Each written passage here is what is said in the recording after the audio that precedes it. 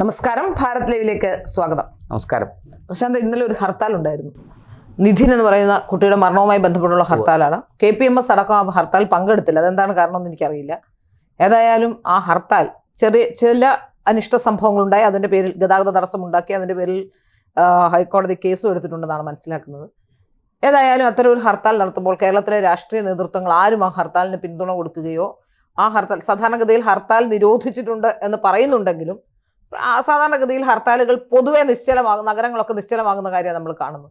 ഇപ്പം ഞാൻ മനസ്സിലാക്കുന്നത് ഈ കോളനികളുള്ള സ്ഥലങ്ങളിൽ മാത്രമാണ് എന്തെങ്കിലും കടകൾ അടയ്ക്കുകയോ അങ്ങനെയുള്ള പ്രശ്നങ്ങൾ ഉണ്ടായിട്ടുള്ളത് എന്നാണ്. ബാക്കി നഗരപ്രദേശങ്ങളിൽ എങ്ങും അങ്ങനെ ഒരു എഫക്റ്റ് ഉണ്ടായതായിട്ട് എനിക്ക് തോന്നുന്നില്ല. ഒന്നോ രണ്ടോ സ്ഥലത്ത് എവിടെയൊക്കെയോ ഇവർക്ക് സ്വാധീനമുള്ള സ്ഥലങ്ങളിൽ മാത്രമാണ് ചില സ്ഥലങ്ങളിലൊക്കെ പ്രശ്നങ്ങൾ ഉണ്ടായിട്ടുള്ളത്. കാലാകാലങ്ങളായി ഇവരെ ഉപയോഗിക്കുന്ന രാഷ്ട്രീയ നേതൃത്വങ്ങൾ ഈ സമരത്തിനൊരു പിന്തുണ പോലും കൊടുക്കാതെ ഇവരെ വഞ്ചിക്കുകയായിരുന്നില്ല. ഇന്നലെ വ്യാപാരി വ്യവസായ ഏകോപന സമിതി അടക്കം എവിടെയെങ്കിലും സമരം ഉണ്ടെന്ന് കേട്ടാ അപ്പൊ കടയടയ്ക്കുന്ന വ്യാപാരി വ്യവസായ ഏകോപന സമിതി അടക്കം ഇവരെ തള്ളിപ്പറഞ്ഞുകൊണ്ട് കടകളെല്ലാം തുറക്കുകയും വലിയ രീതിയിൽ അതിനോടൊരു അസ്വസ്ഥത പ്രകടിപ്പിക്കുകയും ചെയ്ത് കാണുന്നില്ലേ? തീർച്ചയായിട്ടും. എന്താണ് അതിന്റെ കാരണം? ഈ ശ്രീല ചൂണ്ടിക്കാണിച്ച കാര്യങ്ങള് നമ്മൾ ആഴത്തിൽ പരിശോധിക്കേണ്ടതാണ്. എന്തുകൊണ്ട് ഒരു ദളിത് യുവാവിൻ്റെ, ഒരു പട്ടികജാതിയിൽപ്പെട്ട യുവാവ് പഠിക്കാൻ പോയി ആ കോളേജിൽ വെച്ച് ദുരൂഹമായ ഒരു സാഹചര്യത്തിൽ മരിക്കുന്നു? അത് കൊലപാതകമാണോ ആത്മഹത്യയാണോ എന്ന് പോലും നമുക്ക് വ്യക്തമല്ല. അതിനെക്കുറിച്ച് അന്വേഷണം നടക്കേണ്ടതുണ്ട്. അന്വേഷണം നടന്നുകൊണ്ടിരിക്കുന്നു. ഇതിന് കാരണക്കാരൻ എന്ന ആരോപണം നേരിടുന്ന അധ്യാപകരെ സസ്പെൻഡ് ചെയ്തു. അതിൽ ഒരാൾ പോലീസിന്റെ മുന്നിൽ ഹാജരായിട്ടുണ്ട്. അതൊരു വനിതാ അധ്യാപികയാണ്. മറ്റേ പ്രധാനപ്പെട്ട HOD, head of the department, ഇതുവരെ എവിടെയാണെന്ന് പോലീസിന് കണ്ടെത്താൻ കഴിഞ്ഞിട്ടില്ല. ഈ കോളേജിന്റെ പശ്ചാത്തലം തന്നെ വളരെ ദുരൂഹമായ 300 ഏക്കർ ഭൂമി കയ്യേറി, മിച്ച ഭൂമി, സർക്കാരിന്റെ മിച്ച ഭൂമി കയ്യേറി അവിടെയാണ് 2 ലക്ഷം സ്ക്വയർ ഫീറ്റ് ബിൽഡിംഗ് ഒക്കെ പണിഞ്ഞ് നിരന്തരമായ പ്രശ്നങ്ങൾ ഉണ്ടാകുന്നത്. ഇനി ഇത് മാത്രമല്ല, എന്റെ സഹോദര മാനേജ്മെന്റ് അങ്ങനെ തന്നെയാണ്. അത് മറ്റൊരു വിഷയമാണ്. ഞാൻ അതുകൊണ്ട് അതിലേക്ക് പോകുന്നില്ല. എന്തായാലും ഇവിടെ നമ്മൾ മനസ്സിലാക്കേണ്ട കാര്യം, ഇപ്പോഴും നമ്മുടെ കേരളത്തിലെ പട്ടികജാതി പട്ടികവർഗ സമൂഹത്തെ മുഖ്യധാരയിലേക്ക് കൊണ്ടുവരാനുള്ള ഒരു ശ്രമം നമ്മുടെ മുഖ്യധാര രാഷ്ട്രീയ പാർട്ടികൾ നടത്തുന്നില്ല എന്നുള്ളതാണ്. നിങ്ങൾ കേന്ദ്രത്തിൽ BJP ആണ് ഭരിക്കുന്നത്. കേന്ദ്ര സർക്കാരിനെയും BJPയെയും എടുക്കൂ. അവർ ഒരു പട്ടികജാതിക്കാരനെ പ്രസിഡന്റാക്കി, ഒരു പട്ടികവർഗക്കാരിയെ രാഷ്ട്രപതിയാക്കി. അതുപോലെ പല മേഖലകളിലും BJP MPമാരായിട്ടും MLAമാരായിട്ടും ഒക്കെ അവരെ കൊണ്ടുവരാൻ ശ്രമിക്കുന്നുണ്ട്. ഞാൻ പറയുന്നത് നമ്മളിരിക്കുന്ന തിരുവനന്തപുരത്ത് തന്നെ, തിരുവനന്തപുരത്ത് ഡെപ്യൂട്ടി മേയറായിരിക്കുന്ന ആശയെ ആദ്യം ഒരു പ്രാവശ്യം മാത്രമേ അവരുടെ സംവരണ സീറ്റിൽ മത്സരിച്ചിട്ടുള്ളൂ. ബാക്കി 2 തവണയും സംവരണമില്ലാത്ത സീറ്റിൽ ജനറൽ സീറ്റിൽ മത്സരിപ്പിച്ച് ജയിപ്പിച്ചാണ് ഇപ്പൊ ഡെപ്യൂട്ടി മേയർ ആക്കിയിരിക്കുന്നത്. അതും ഒരു ഡെപ്യൂട്ടി മേയർ വനിതയായിരിക്കണമെന്നേ ഉള്ളൂ. പട്ടികജാതി സംവരണമൊന്നും അതിനകത്തില്ല. പക്ഷേ BJP ഒരു മാതൃക കാണിക്കാൻ ശ്രമിക്കുന്നുണ്ട്. ചങ്കെടുത്ത് കാണിച്ചാലും ചെമ്പരത്തിപ്പൂവാണ് എന്ന് പറയുന്ന ഒരു ശൈലി കേരളത്തിലുണ്ട്. അതുകൊണ്ട് തന്നെ ഇവിടുത്തെ ഇടതുപക്ഷവും വലതുപക്ഷവും ഇതൊക്കെ BJPയുടെ നമ്പരാണ്. പട്ടികജാതിക്കാരെ അവരുടെ വോട്ട് നേടാൻ ലക്ഷ്യമിട്ടുകൊണ്ട് BJP കാണിക്കുന്ന നമ്പരാണെന്നൊക്കെ പറയും. ഇരുന്നോട്ടെ, എങ്കിലും ഇങ്ങനൊരു മാതൃകയുണ്ട്. ഒരു പരിധിവരെ ഇടതുപക്ഷക്കാർ പണ്ടൊക്കെ ഇത് ചെയ്തിരുന്നു. അവർ ഈ പറഞ്ഞതുപോലെ പട്ടികജാതിക്കാരനായ ആളിനെ ഈ പട്ടികവർഗ വകുപ്പിൻ്റെ മന്ത്രി മാത്രമാക്കാതെ മറ്റു പ്രധാനപ്പെട്ട വകുപ്പുകൾ കൊടുക്കാൻ ഒരു ശ്രമമെങ്കിലും നടത്തിയിരുന്നു. കോൺഗ്രസിന് അങ്ങനെ ഒരു ശ്രമം നടത്തുമ്പോഴും ഏറ്റവും സീനിയറായ രാധാകൃഷ്ണൻ തഴയുന്നുണ്ട്. അതൊക്കെയുണ്ട്. പക്ഷെ ഞാൻ പറഞ്ഞത്, അവരെ ഇപ്പോൾ ഒരു പട്ടികജാതിക്കാരനെ കൊണ്ടുവന്ന് ദേവസ്വം മന്ത്രിയാക്കാനുള്ള ധൈര്യം കാണിച്ചില്ലേ? അത് ചെറിയ കാര്യമല്ല. അദ്ദേഹം വിശ്വാസിയോ അവിശ്വാസിയോ, IK ബാലൻ വൈദ്യുതി വകുപ്പ് മന്ത്രിയായി. അല്ല, നേരത്തെയും പട്ടികജാതിക്കാരനായ ആദ്യമായ ആളല്ല ദേവസ്വം മന്ത്രിയാകുന്നതിനെ കുറിച്ച് എനിക്ക് സംശയമുണ്ട്. എന്തായാലും അങ്ങനെയൊക്കെയുള്ള പരീക്ഷണങ്ങൾ നടത്താൻ LDFും CPMും ഒരു പരിധിവരെ തയ്യാറായിട്ടുണ്ട്. പിന്നെ അത് നടത്തിയത് BJPയാണ്. പക്ഷെ ഈ BJPയെ വിമർശിക്കാൻ ആണ് മറ്റുള്ളവരെല്ലാം സമയം ചെലവഴിക്കുന്നത്. ഇരിക്കട്ടെ. അപ്പോൾ ഇങ്ങനെ ഒരു കുട്ടി, ഒരു ചെറുപ്പക്കാരൻ ദുരൂഹമായ സാഹചര്യത്തിൽ മരിക്കുന്നു. അതിൻ്റെ അന്വേഷണം എങ്ങും എത്തുന്നില്ല.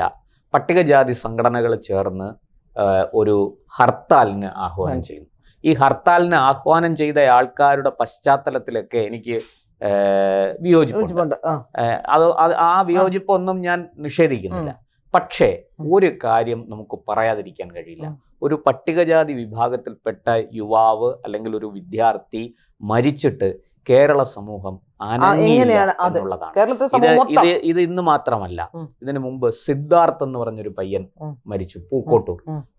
അവിടെ ഈ പറഞ്ഞതുപോലെ മൃഗീയമായ പൈശാചികമായ അങ്ങേയറ്റം ക്രൂരമായ പീഡനത്തിനിരയായിട്ടാണ്. അതും പിന്നെ സീനിയേഴ്സ്, മുതിർന്ന കുട്ടികൾ രാഷ്ട്രീയമായ വിദ്യാർത്ഥി രാഷ്ട്രീയത്തിൻ്റെ പേരിൽ ഒരു കുട്ടിയെ അതിമൃഗീയമായിട്ട് പീഡിപ്പിച്ച് കൊലപ്പെടുത്തുന്നു എന്ന് തന്നെ പറയണം. ആ കുട്ടി ആത്മഹത്യ ചെയ്തതാണെങ്കിൽ പോലും ആ പീഡനത്തിൽ നിന്ന് രക്ഷപ്പെടാനായിരിക്കും അത് ചെയ്തത്, നമുക്ക് അങ്ങനെ പറയാൻ കഴിയുള്ളൂ.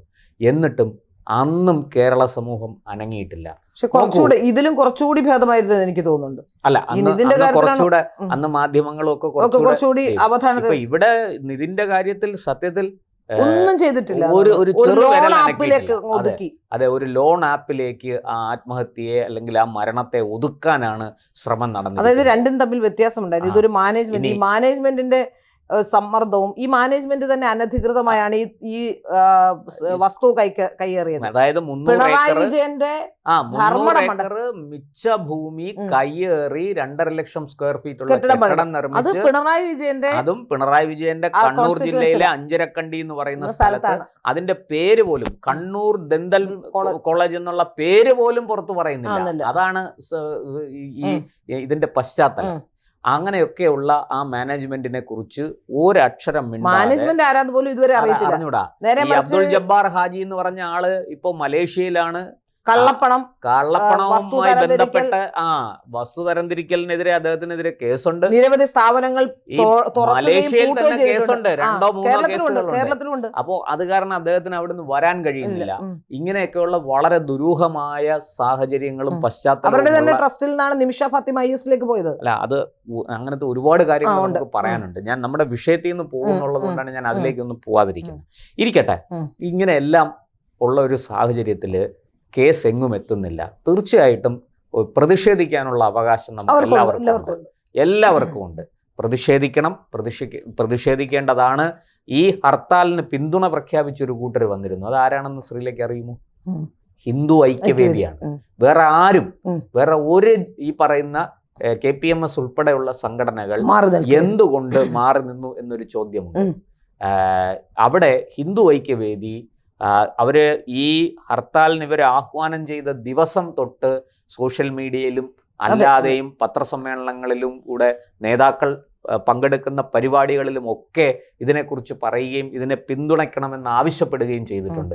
ശശികല ടീച്ചർ, RV ബാബു തുടങ്ങിയ ഹിന്ദു ഐക്യവേദിയുടെ നേതാക്കൾ ഒന്നടങ്കം, വിശ്വ ഹിന്ദു പരിഷത്തിന്റെ നേതാക്കൾ, എനിക്ക് വ്യക്തിപരമായിട്ട് പരിചയമുള്ള ആൾക്കാർ പോലും തങ്ങളുടെ തട്ടകങ്ങളിലല്ല, അത് സോഷ്യൽ മീഡിയ ആകട്ടെ അല്ലാതെയുള്ള പ്രവർത്തന മേഖലകളാകട്ടെ, അവിടെയെല്ലാം അവർ അതിശക്തമായിട്ട് ഈ ഹർത്താലിന് പിന്തുണ കൊടുക്കണമെന്നും പ്രതിഷേധിക്കണമെന്നും ഈ കുട്ടിയുടെ മരണത്തിന്റെ ഉത്തരവാദികളെ നിയമത്തിന്റെ മുന്നിൽ എത്തിക്കണമെന്നും ആവശ്യപ്പെടുന്നുണ്ട്. അതിനുവേണ്ടി സമരത്തിനോട് സഹകരിക്കാൻ അവർ തയ്യാറുമായിരുന്നു. പക്ഷെ അവരുടെ സഹകരണമൊന്നും ഈ ഹർത്താലിന് ആഹ്വാനം ചെയ്ത ആൾക്കാർക്ക് വേണ്ട. അതിലേക്ക് ഞാൻ വരാം. ഈ ഹർത്താലിന്റെ പുറകിൽ മറ്റെന്തെങ്കിലും ദുരൂഹതയുണ്ടോ എന്ന് പോലും എനിക്ക് സംശയമുണ്ട്.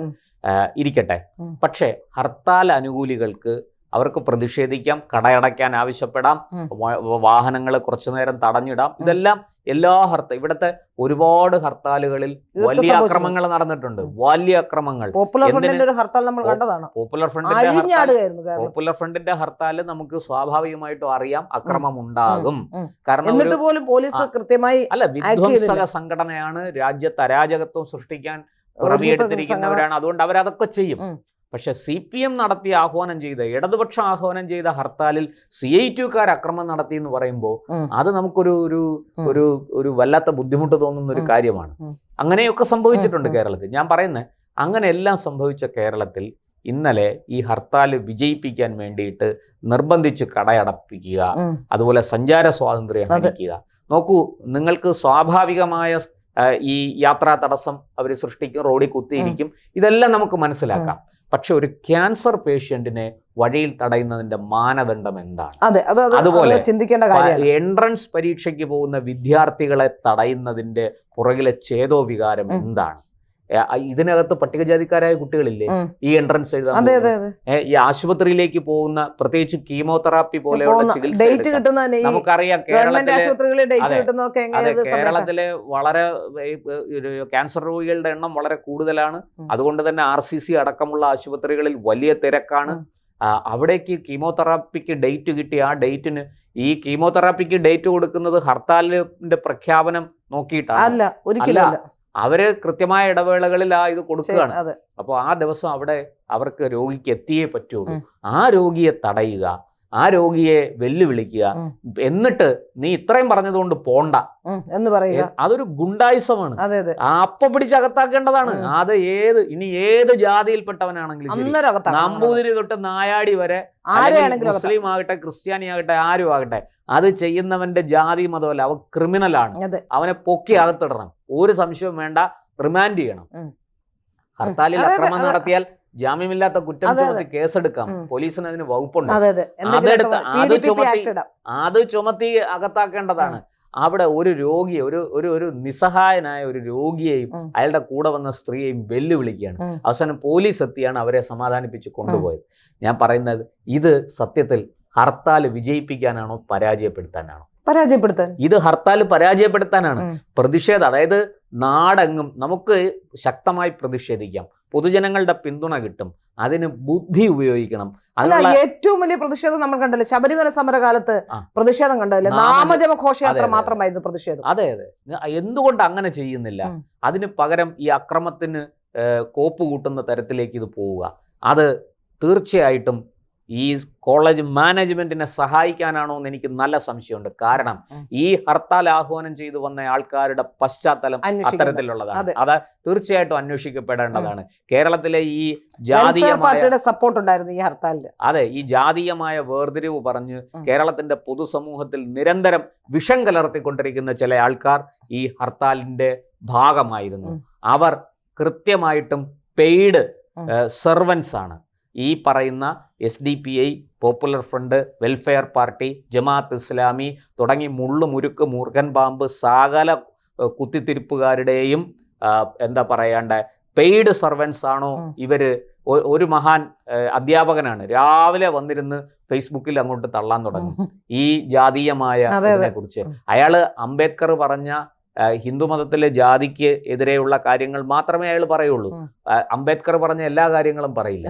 ഇവിടെ അംബേദ്കർ ആകട്ടെ, ഗാന്ധി ആകട്ടെ, ആരുമാകട്ടെ, നമുക്ക് സത്യം തിരിച്ചറിയാനുള്ള കഴിവുണ്ട്. പറയുന്നതിൽ യുക്തിയുണ്ടെങ്കിൽ അത് ഏത് മനുഷ്യനും സ്വീകരിക്കും. അത് അംബേദ്കർ പറഞ്ഞതുകൊണ്ട് സ്വീകരിച്ചു, ഗാന്ധി പറഞ്ഞതുകൊണ്ട് സ്വീകരിച്ചു, അങ്ങനൊന്നില്ല. ആ പറയുന്നതിൽ കഴമ്പുണ്ടെങ്കിൽ കേൾക്കുന്നവൻ ബുദ്ധിമാനും സഹൃദയനും നിഷ്കളങ്കനുമാണെങ്കിൽ അവനത് സ്വീകരിക്കും, ഒരു സംശയമില്ല. ഇവിടെ പട്ടികജാതി പീഡനം നടക്കുന്നുണ്ടെന്നുള്ള കാര്യം വാസ്തവമാണ്. അതിൽ അങ്ങേയറ്റം എതിർപ്പും ശക്തമായ പ്രതിഷേധമുള്ള ആൾക്കാരാണ് നമ്മളൊക്കെ. നമ്മളാരും അവരെയൊക്കെ മനുഷ്യരായിട്ടാണ് കാണുന്നത്, അല്ലാതെ പട്ടികജാതിക്കാരായിട്ടല്ല കാണുന്നത്. അവർ മനുഷ്യരാണ്. എല്ലാ മനുഷ്യർക്കും കിട്ടേണ്ട നീതി അവർക്കും കിട്ടണം, അവകാശം അവർക്കും കിട്ടണം, ആനുകൂല്യങ്ങൾ അവർക്കും കിട്ടണം. അല്ലാതെ അവർ അരികുവൽക്കരിക്കപ്പെടേണ്ടവരല്ല, പാർശ്വവൽക്കരിക്കപ്പെടേണ്ടവരല്ല, അവരാരുടെയും അടിയാളരല്ല, അടിമകളല്ല. ഇത് ഉറക്കെ പറയാനുള്ള ധൈര്യമാണ് വേണ്ടത്. അതിന് പകരം ആരെങ്കിലും കൊടുക്കുന്ന ബിരിയാണിയും വാങ്ങി നക്കി തിന്നുകൊണ്ട് അവർക്ക് വേണ്ടി കുഴലൂതുന്ന ഹിന്ദു സമാജത്തിനുള്ളിൽ ഈ ജാതീയമായ വേർതിരിവുകൾ, ആ ജാതി മതിലുകൾ, ജാതി കോട്ടകൾ അങ്ങനെ തന്നെ നിലനിർത്തി ജനങ്ങളെ തമ്മിൽ അകറ്റി ഹിന്ദു സമാജത്തിൻ്റെ ഐക്യത്തെ നശിപ്പിക്കാൻ ശ്രമിക്കുന്നതല്ല ഈ പട്ടികജാതി നവോത്ഥാനം, പട്ടികജാതി സമുദ്ധാരണം. അതൊന്നും അതല്ല. അതിലേറ്റവും നല്ല മാതൃക കുട്ടി എഴുതി വെച്ചിട്ട് മരിക്കേണ്ടി വന്നത് ആദിവാസി കുടിയിൽ, ഇനി എനിക്ക് വിശപ്പ് സഹിക്കാൻ വയ്യ, ഞാൻ ആത്മഹത്യ ചെയ്യുന്നു. അതൊന്നും കാണാൻ ഇവിടെ ആരുമില്ല. ഏറ്റവും വലിയ സങ്കടം. മാത്രമല്ല റേഷനരി മറച്ചു വിറ്റ സംഭവം. അതെ അതെ, ഇതൊക്കെ ഏറ്റവും കൂടുതൽ ഉപകാരപ്രദമാകുന്നത് പട്ടികജാതി വിഭാഗത്തിന് തന്നെയാണ്. 90%. കേന്ദ്ര സർക്കാർ കൊടുക്കുന്ന ഈ ആനുകൂല്യങ്ങൾ ഞാൻ പറഞ്ഞില്ലേ നേരത്തെ, കേരളത്തിലെമ്പാടും ഈ നമുക്ക് തന്നെ അറിയാം. ഇവിടെ ചോദിക്കുന്ന കഴിഞ്ഞ ദിവസം ഒരു കോൺഗ്രസ് നേതാവ്, അത് ഹിന്ദിയിലാണ്, അദ്ദേഹം ചോദിച്ചത് എന്തുകൊണ്ടൊരു വനിതയെ രാഷ്ട്രപതിയാക്കുന്നില്ല? ഇപ്പൊ പിന്നെ ദ്രൗപദി മുർമു ആരാണ്? പുരുഷനാണോ? എനിക്ക് അതും പട്ടികവർഗത്തിൽ നിന്ന് ഒരു വനിത. നേരത്തെ ഒരു പട്ടികജാതിക്കാരനെ BJP പട്ടികജാതിക്കാരുടെ വോട്ടിന് വേണ്ടിയിട്ടാണ് ഇതൊക്കെ ചെയ്യുന്നത്, സമ്മതിച്ചു. എങ്കിലും പക്ഷെ അത് ചെയ്യുന്നില്ലേ? അതെ, അത് 5 വർഷം ഈ രാജ്യത്ത് ഒരു പട്ടികജാതിക്കാരന് രാഷ്ട്രപതിയായിരിക്കാൻ സാധിച്ചു. ഇതാ ഒരു പട്ടികവർഗക്കാരി, അതും വനിത, രാഷ്ട്രപതിയായിരിക്കുന്നു. ഇതൊക്കെ ശരിയാണ്, വോട്ടിന് വേണ്ടി ചെയ്യുന്നതാണ് എന്ന് തന്നെ ആ ആരോപണം ശരിവെക്കുന്നു. പക്ഷെ അത് ചെയ്യുന്നില്ലേ? അത് നടക്കുന്നില്ലേ? ഏറ്റവും കൂടുതൽ പട്ടികജാതി MLA-മാരുള്ളത് ആർക്കാണ്? പട്ടികജാതി പട്ടികവർഗ MP-മാരുള്ളത് ആർക്കാണ്? ഈ പറയുന്ന ഇടതുപക്ഷത്തിനോ കോൺഗ്രസിനോ ഇത് വല്ലതും ഈ അവകാശപ്പെടാനുള്ള എന്തെങ്കിലും യോഗ്യതയുണ്ടോ, അർഹതയുണ്ടോ? ഇതൊന്നുമില്ലാതെ മലർന്നു കിടന്ന് ഇവർ തുപ്പുകയാണ്. ഇപ്പൊ കൊടിക്കുന്നിൽ സുരേഷ് ഉണ്ടല്ലോ, എന്തുകൊണ്ട് കൊടിക്കുന്നിൽ സുരേഷിനെ മുഖ്യമന്ത്രിയാക്കുന്നില്ല? ആ പേര് പോലും ചർച്ചയിൽ വരുന്നില്ലെന്നേ.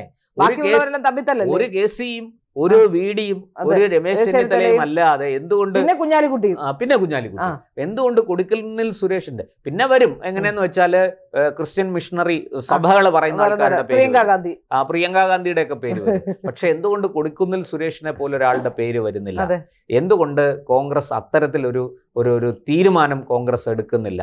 കേരളത്തിൽ ഞങ്ങൾക്ക് അധികാരം കിട്ടിയാൽ ആദ്യമായിട്ട് ഞങ്ങളൊരു പട്ടികജാതിക്കാരനെ മുഖ്യമന്ത്രിയാക്കും എന്ന് പറയാനുള്ള ആർജവം പോലും ഇല്ലാത്ത കോൺഗ്രസ് ആണ് BJP-യെ കുറ്റം പറയാൻ പോകുന്നത്, BJP-യെ ആക്ഷേപിക്കാൻ പോകുന്നത്. അതൊക്കെ രാഷ്ട്രീയം. പ്രധാനമന്ത്രി തന്നെ OBC സമുദായക്കാരനാണ്.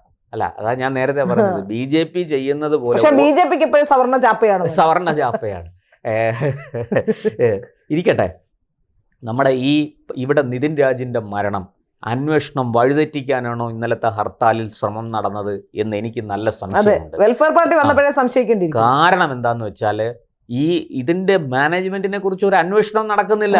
ഈ അബ്ദുൾ ജബ്ബാർ ഹാജിയും മുഖ്യമന്ത്രി പിണറായി വിജയനുമായിട്ടുള്ള ബന്ധം, പിണറായി വിജയൻ പരസ്യമായിട്ട് എൻ്റെ സുഹൃത്താണ്, എൻ്റെ എന്താ പറയേണ്ട ചങ്കാണ് എന്നൊക്കെ പറഞ്ഞ് പ്രസംഗിച്ച വീഡിയോ പോലും പുറത്തു വന്നിട്ടുണ്ട്. അപ്പോൾ അത്രയേറെ മുഖ്യമന്ത്രിയായിട്ട് അടുപ്പമുള്ള ഇതിന്റെ മാനേജ്മെന്റിനെ കുറിച്ച് എന്തുകൊണ്ട് അന്വേഷണം നടക്കുന്നു? അതുകൊണ്ടായിരിക്കും വ്യാപാരി വ്യവസായ ഏകോപന സമിതി അതെ. പണ്ട് മറ്റൊരു സംഭവം ഞാൻ പറയാം. ജിഷ്ണു പ്രണോയ് എന്ന് പറഞ്ഞൊരു കുട്ടി നെഹ്റു കോളേജിൽ പിന്നെ ഇല്ലാതാക്കി കളഞ്ഞു. അന്ന് ആ ജിഷ്ണു പ്രണോയിയുടെ അമ്മ അടക്കമുള്ളവർ ഇവിടെ വന്ന് വലിയ സമരം നടത്തി, DGP ഓഫീസിലേക്ക് മാർച്ച് നടത്തി, അവരെ വഴിയിൽ തടഞ്ഞ് വലിച്ചഴച്ച് റോഡിലൂടെ വലിയ വിഷയമായിരുന്നു. അന്നും അതിന്റെ ഉടമസ്ഥൻ, നെഹ്റു കോളേജിന്റെ ഉടമസ്ഥന് മുഖ്യമന്ത്രിയുമായിട്ട് വലിയ അടുത്ത് ബന്ധമുണ്ട്. അതുകൊണ്ട് അന്വേഷണം അട്ടിമറിക്കുകയാണ്. അത് ജിഷ്ണു പ്രണോയ് ഒരു SFI-കാരനാണ്. പിണറായി വിജയനെ എന്താ പറയാ, ചിത്രം പൂജാമുറിയിൽ വെച്ച് ആരാധിക്കുന്ന രീതിയിലുള്ള ഒരു വിദ്യാർത്ഥിയാണ്.